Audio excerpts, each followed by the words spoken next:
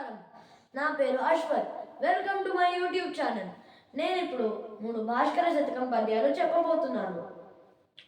భాస్కర శతకం రాసింది మారాయ వెంకయ్య. ఆయన 1550 నుంచి 1650 వరకు శ్రీకాకుళం, విశాఖపట్నం జిల్లాలో నివసించిన కళింగ కవి.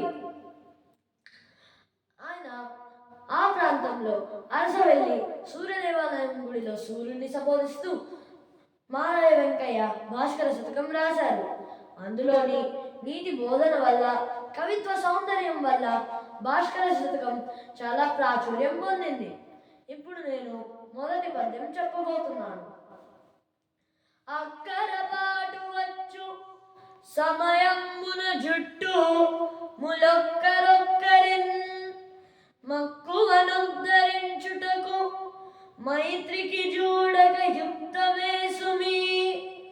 ఒక్కర నీటిలో మెరక నోడల బండ్ల నోడలున్ దక్కన వచ్చుచుండుట నిదానముగాదె తలంపు భాస్కరా.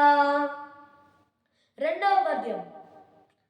అంగనమరాదు తన ఎంకెకురాని మహాబలడ్యు వేభంగుల మాయలొడ్డి చెరుబందల పెట్టుదు.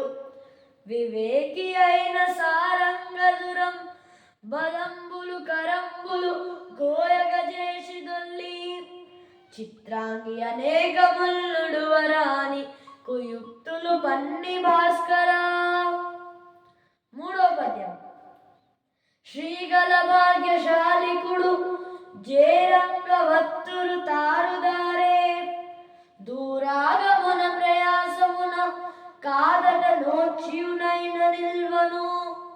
ఉద్యోగము చేసి రత్న నిలయండని కాదే సమస్త వాహినుల్. సాగరుడు చేరుటెల్ల ముని సన్నుత మద్గురుమూర్తి భాస్కరా. ధన్యవాదాలు.